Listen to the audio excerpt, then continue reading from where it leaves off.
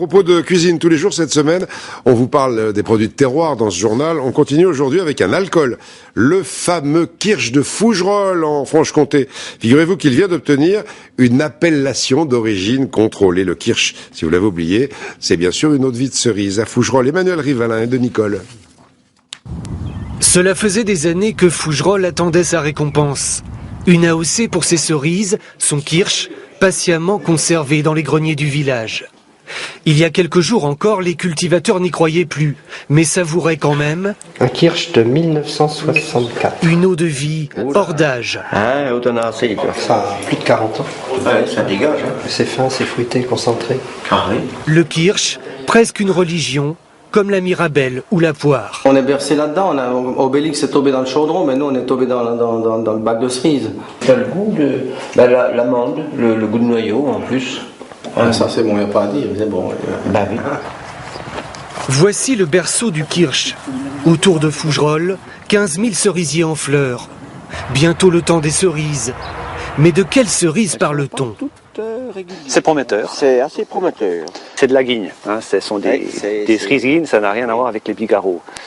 La guigne, c'est une cerise plutôt molle, juteuse, sucrée. La guigne pousse dans ces prés vergers où les vaches tondent toute la journée et assurent un engrais naturel, tandis que les abeilles pollinisent librement. La guigne, ou plutôt les guignes, car c'est une grande famille. Une cerise apporte un petit plus à l'autre, et puis ça fait un Kirsch un peu particulier qu'on retrouve pas ailleurs. La Marie-Jean Yaude. La Béchat, qui est une des plus connues. La Jean Blanc. La Chapendue. La Chapendue. La Tinette. La Leuillot. La Leuillot, l'Eau Château. La Caraude. La Caraude. La Noire Grand Queue. Il y a 100 ans, Fougerolles n'avait rien d'une belle endormie. On distillait dans chaque ferme. Moins nombreux aujourd'hui, ils utilisent toujours le même matériel. C'est pas du folklore, on distille toujours dans des alambics comme ceci. Et de toute façon, un alambic doit être en cuivre et est en cuivre, il n'y en a pas d'autre.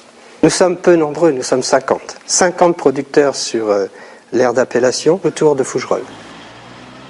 Combien de bouteilles aujourd'hui? À peine 100 000 chaque année. Autant dire rien, comparé à la concurrence allemande notamment. Ici, l'AOC était devenue une question de vie ou de mort. Le premier concurrent du Kirsch, pour nous, c'est le Kirsch de la Forêt Noire. Vous avez également le Kirsch autrichien. Ce sont des ensembles extrêmement structurés. Et pour nous défendre, il nous fallait ce sésame. Le Kirsch 2010 attendra 5 ans en bonbonne avant d'être vendu, c'est la règle. Les amateurs le savent, plus le temps passe, plus les parfums se concentrent. Et demain, on parlera d'un autre produit de terroir.